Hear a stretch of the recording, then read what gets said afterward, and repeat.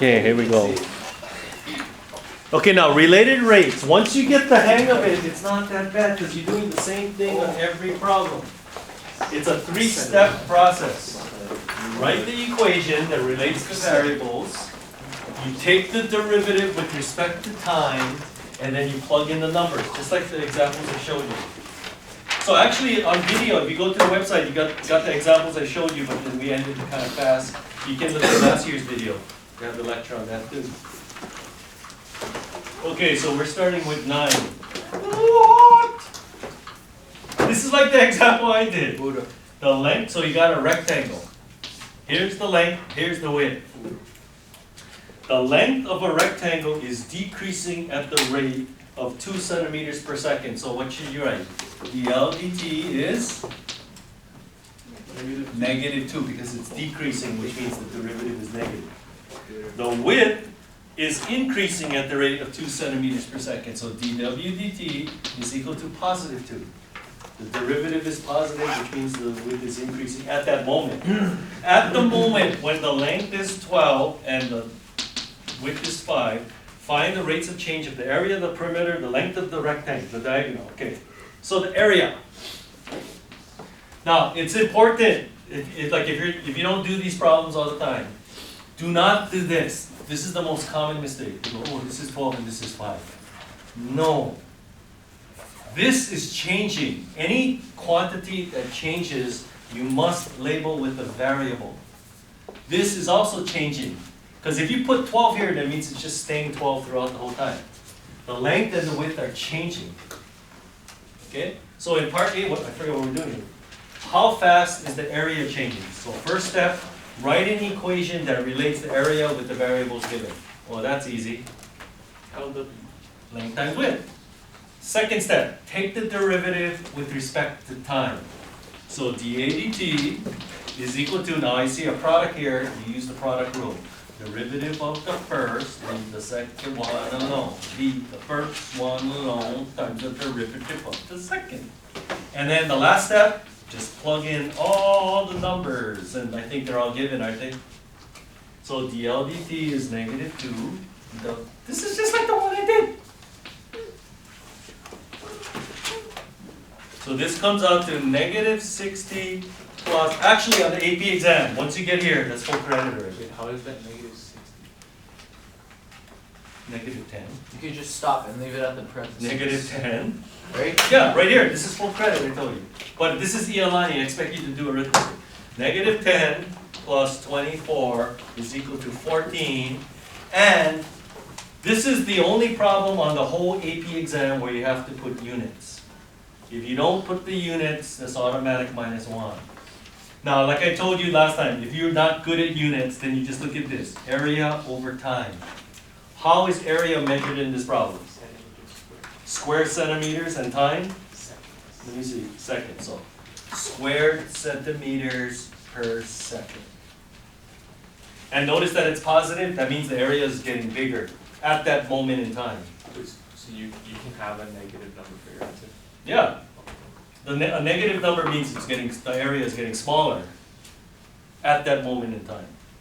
See, so what's happening is the length is getting smaller, the width is getting bigger.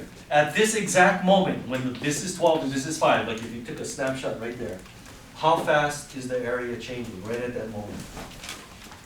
That's what we're finding. Okay, part B, the perimeter. Well, that's even easier.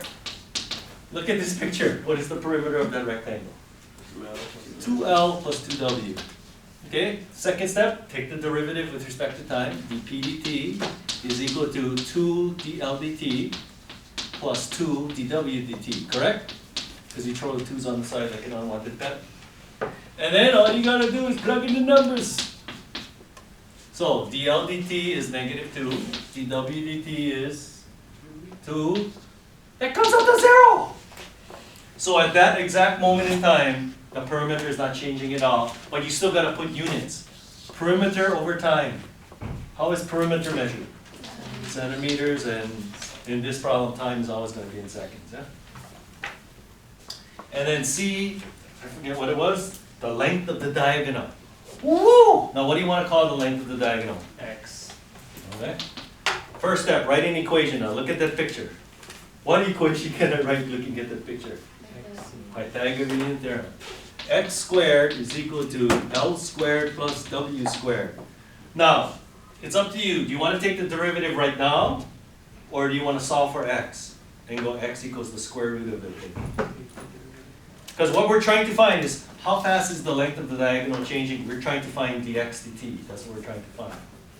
So if you just solve for x, then you know what I'm talking about? Then you take the derivative, you get the x dt.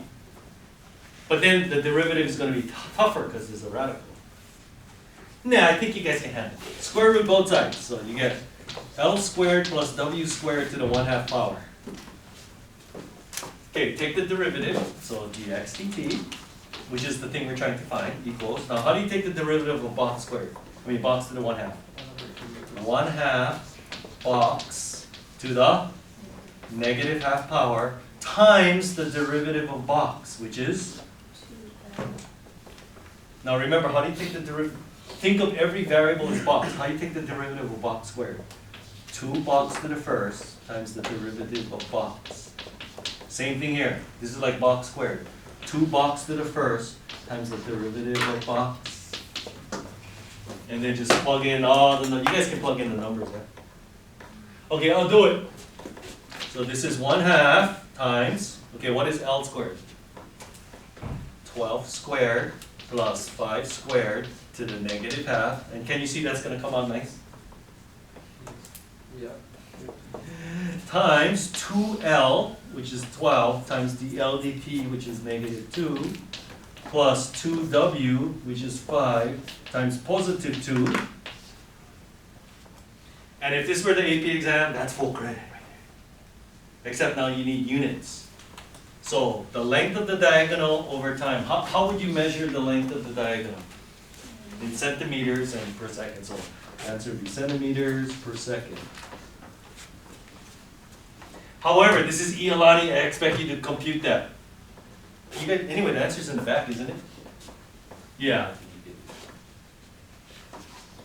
So we're just going to be doing this on every single problem except the harder problems, oh, well, you'll find out.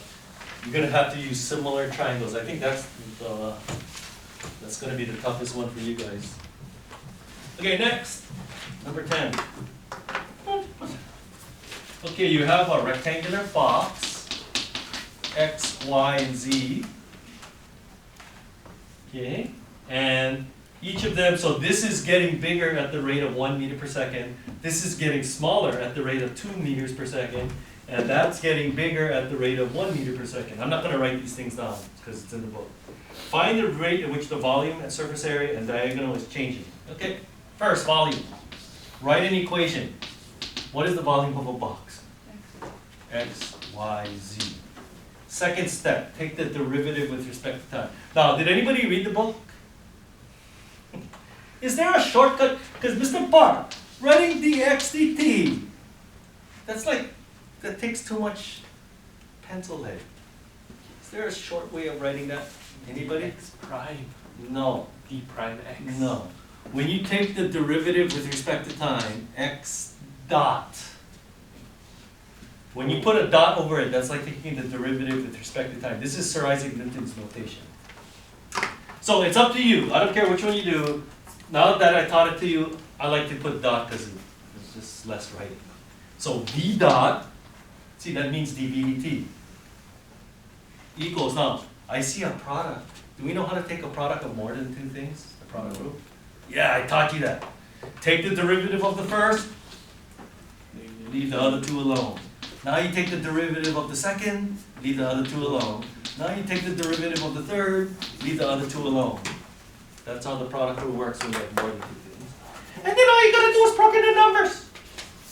So v dot equals, okay.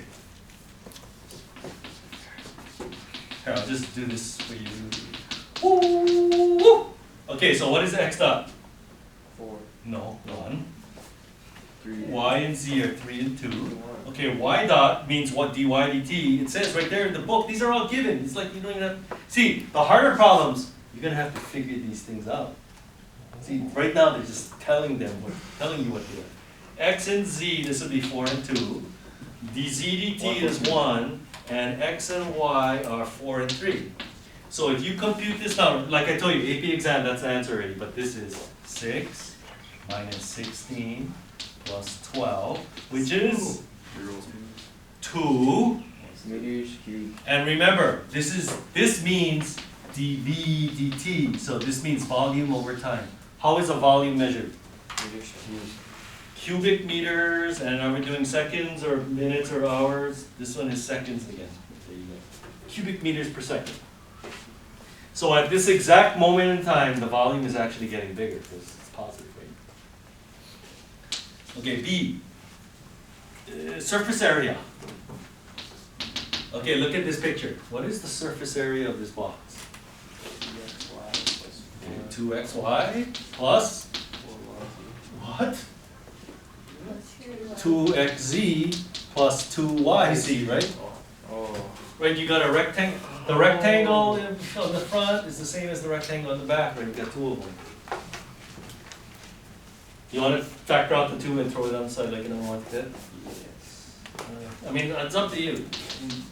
So we got xy plus xz plus yz. So you got a product rule 3 times. You got so A dot equals 2 times product rule here. Derivative of the first with the second one alone, plus the first one alone, derivative of the second. Same thing, product rule here. Derivative of the first with the second one alone, and then product rule that.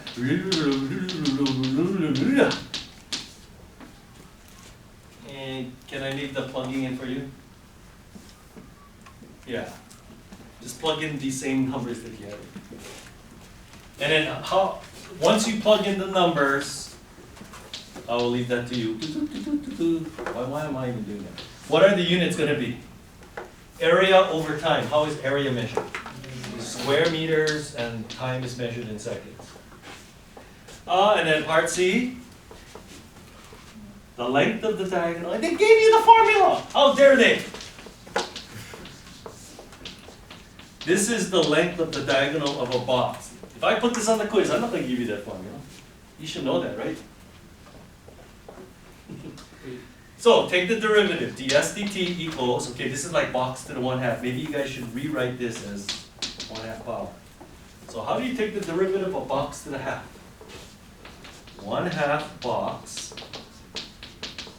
to the negative half times the derivative of box.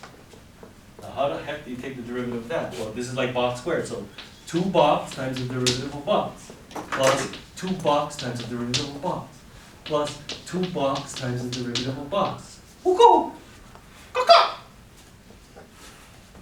And then you just plug in the numbers. And all the numbers are given in this problem, so it's easy. And then what are the units going to be? So this is going to be the diagonal. How do you measure a diagonal? Here's the diagonal of a cube. How do you measure it? Meters, meters squared, or meters cubed? Meters. Meters per second. This problem is all seconds. Are we getting the hang of it? Yes.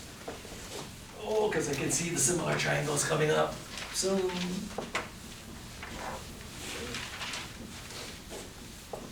So it's a 3-step process like I told you. Write the equation, take the derivative with respect to time, plug in the numbers. It's not hard, just gotta practice. Okay, number 11. They gave you a picture, I'll probably give you a picture.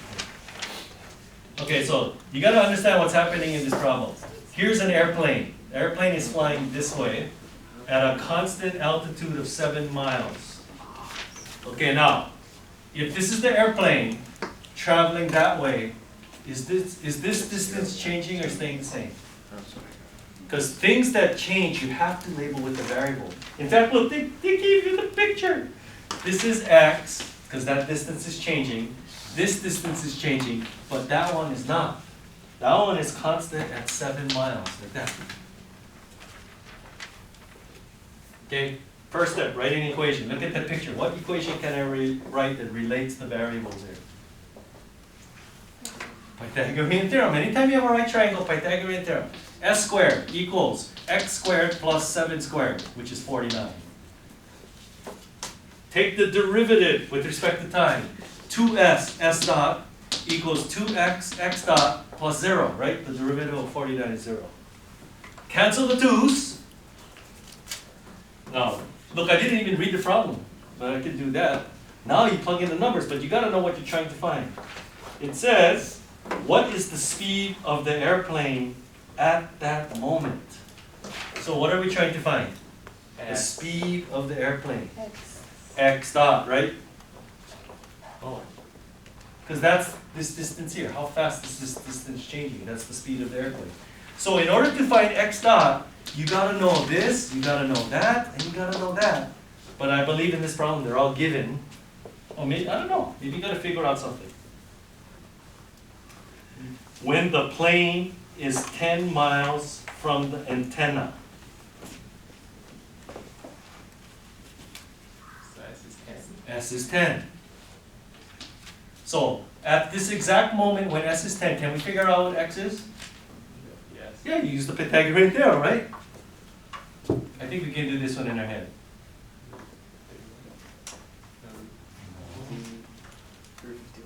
Root 51. Maybe we can't do it in our head. And what about S dot? How fast is this distance changing? Well, if we read the book, it says, the radar detects that the distance S is changing at the rate of 300 miles per hour. So what is S dot? 300. 300. So all you have to do is solve for x dot. So x dot is equal to 3,000 over root 51. Now that's kind of ugly. Okay, just do it like that. And then the units. How fast is this distance changing? Miles. Miles per hour. And then just leave your answer like that. Do we have to make a key if we write it like that? Or do we have to write it? No, that's standard scientific abbreviations as well. Okay, number 11, number 12, 13, 14. Okay, oh, I see some other triangles in this problem. See how they're progressing?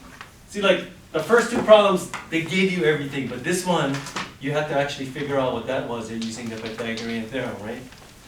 But then now, how many people actually did number 12? Who drew the picture? One person. No, I mean actually did it to the end. And you have to use similar triangles? How did you know? Somebody help me. And what's that person's name? Chen? Chai? No, Nikolai. Chen? no, Chang? no. Ching? No. Wada. Chan?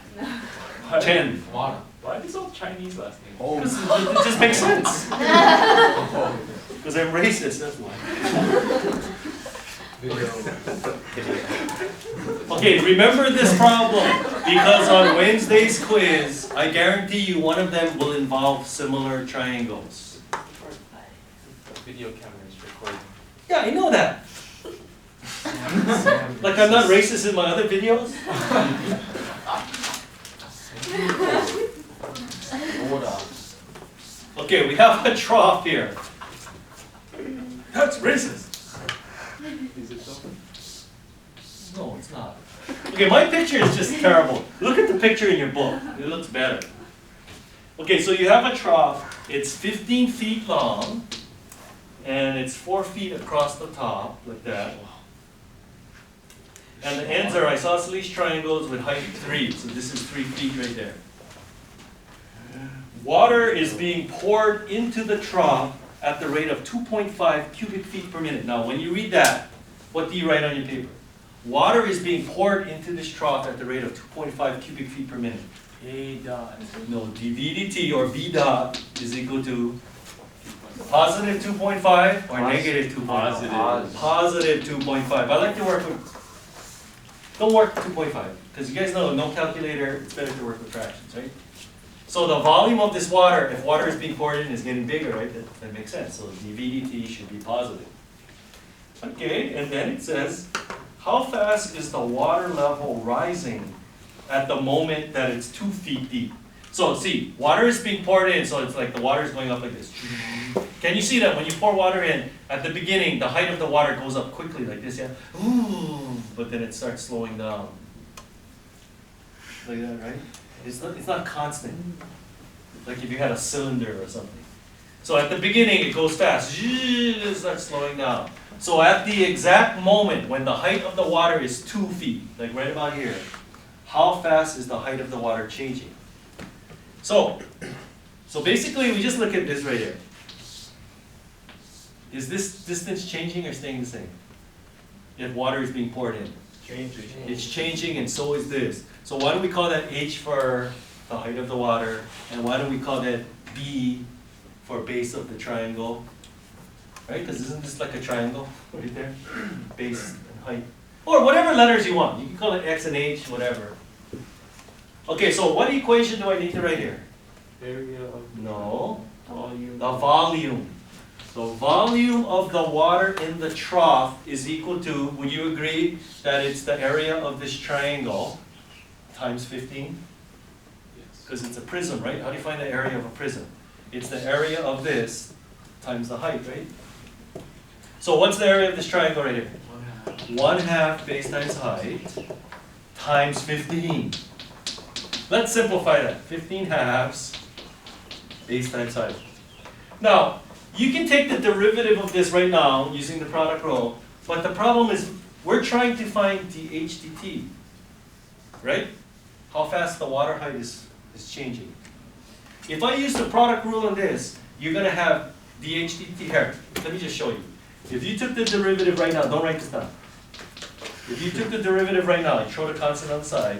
If you use the product rule here, you're going to have b dot h plus b h dot, right?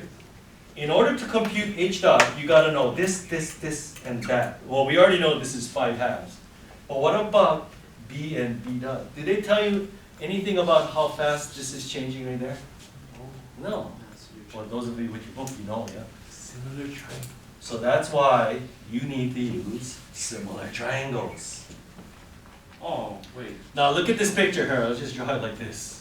Do you see similar? My picture is kind of ugly. Do you see similar triangles? Yes, this small triangle is similar to the big one. So B over H in the small triangle is equal to 4/3. 4/3 in the big triangle. And then you can use that equation to get rid of one of these variables. Which variable do you think I'm going to get rid of? H. No, we want to find the h dt. So you get rid of the e. Anyway, they gave you, you want to find the h dt, and they told you what h is, right? H is 2 at that moment. So we want to get rid of the b's. So b is equal to 4/3 h. Take that and plug it in right there. So you're going to get 15 halves times 4/3 h times h, which simplifies to, look, 2 goes into 4 2 times, 3 goes into 15 5 times, 10h squared. Yes. See, now when you take the derivative of that, you only have h's in it, and that's the information they're giving you. Explosion. So take the derivative. D dot equals, Isn't it V dot? this is v, Is So- it E? v, Right. as in vex. Okay, how do you take the derivative of this? Throw the constant on the side. Okay, I thought we could just put the 2 in the front and make 20, but I guess not. 10 times, what's the derivative of h box squared? 2H. 2 box times the derivative of box, which simplifies to 20h h dot. So, if I want to find what h dot is, I have to know what v dot is, and I have to know what h is, but these were all given. What is v dot? 5/2. And at the moment in question, what is h? 2. And so therefore h dot is equal to, yeah, put it on this side. 100, divide by 40. Divide by 40. Divide by 40. 5 aliens.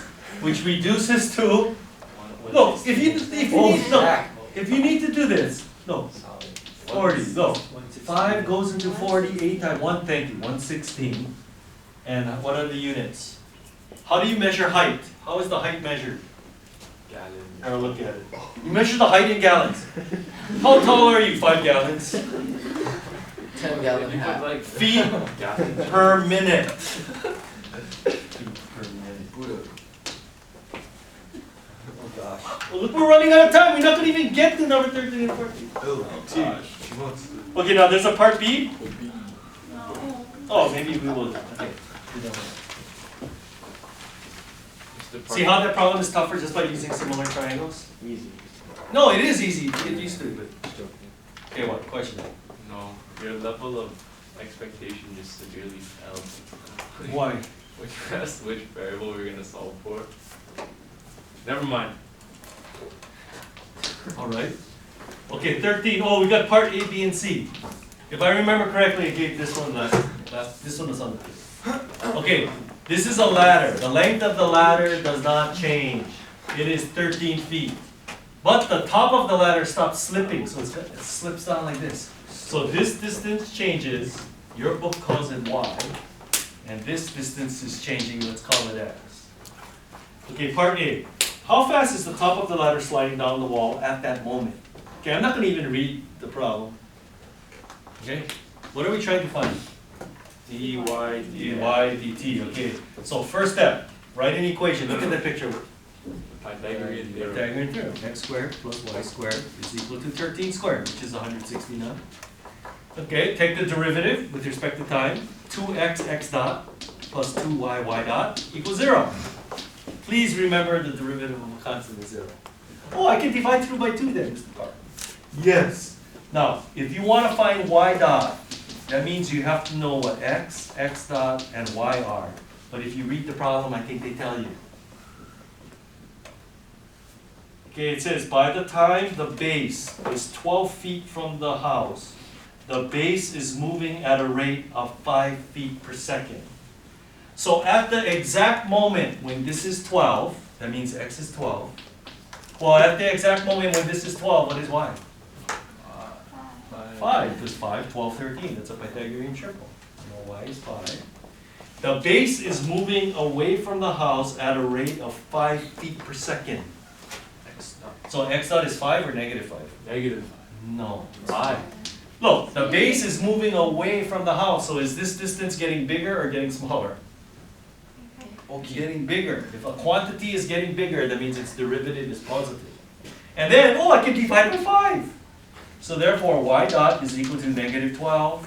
And what are the units? How do I measure this? Feet. I think it's feet in this problem. Yeah, feet per second. Hard out when you don't have the book. Yeah, I think so. And does that make sense, that y dot should be negative? Yeah, because if the ladder is sliding down the wall, then this distance is getting smaller, so y dot better be negative, right? Okay, B. At what rate is this area changing? This might be the last problem we're doing. So I think we're going to have to table. Yeah, but number 14, Inga flying a kite. Come on. You can't do that. That's what it says. Those of you laughing, I can tell you didn't even read that problem, right? Inga's flying a kite. Just what we say. In Sweden, perhaps? That's racist. Cola. Okay, the area of this triangle. Now look at this picture. What is the area of this triangle? 1/2 base height. 1/2 x times y. Okay, take the derivative. We're going to throw the 1/2 on the side like an unwanted pet, and we're going to use the product rule. So x dot y plus x y dot. You have to use all the rules we learned. And then, so if you want to find how fast the area is changing, all you have to do is plug in numbers here. But we figured out all these numbers. What is x dot? 5. 5. Y is 5. X is 12. And what is y dot? That's what we figured out in the last problem. It's negative 12. You have to put in the correct sign or you put in the wrong sign. So what does this come out to? 25 minus 144. Negative 119 over 2. Area over time. How is area measured? Square feet per second. So at that exact moment in time, the area is getting smaller at the rate of, what is that, 59.5 square feet per second. Okay, last problem. At what rate is this angle changing? Didn't I do this one last time? Yes, I did. Look at that picture. Okay, I'm going to erase these things. Look at this picture. Now, there's actually so many equations you can write. You can write 12 equations here. You want to go cosine theta equals x over 13. You want to go sine theta is y over 13. You want to go tangent theta is y over x. Or you want to go secant theta is 13 over x. Pick one. Cosine. Let's see how good your intuition is. Sine, sine. Cosine and sine are the best. Why? Yeah, number. Because, okay, let's say we 13 go, is in the- let's go sine. Sine theta is equal to y over 13. Now, why is that better than tangent theta equal y over x? Because you have. Because when you take the derivative, over here you gotta use the quotient rule, but over here you can throw the 1/13 on the side like an unwanted pet, which is a lot simpler. Although I have no doubt some of you would try doing the quotient rule there. So that's why that one is better. You guys get it? But it doesn't matter which one you pick, they're all gonna come out the same if you do correct mathematics. Now, you wanna take the derivative of this right now, or do you wanna change this to theta equals sine inverse y over 13, like I showed you last week? Yes, you do wanna do this. You know why? Because we are trying to find the theta dt. We're trying to find theta dot. See, when you take the derivative of this right now, you're gonna have cosine theta times theta dot equals the derivative of that. Then you gotta deal with this, which is not that hard. But if you do this, then when you take the derivative, you get theta dot right away. Ooh, you know what I'm talking about? But then, you better know what the derivative of sine inverse box is. Okay, quick, we got a minute. 1 over the square root of 1 minus box squared times the derivative of box, which is 1/13 y dot, right? Throw the 1/13 on the side like an unwanted pet. Holy smokes. And then all you have to do is plug in the y and the y dot. Here, let's do that quickly. What is y quick? Where's y? 5. And then what is y dot? Quick. -12. Negative 12? Yeah. And then what are the units going to be? How is an angle measured?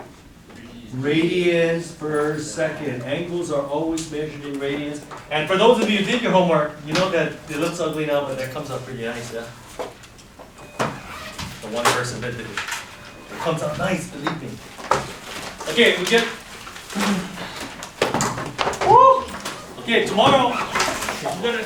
Next 6 problems. And we're not even to the hard ones yet.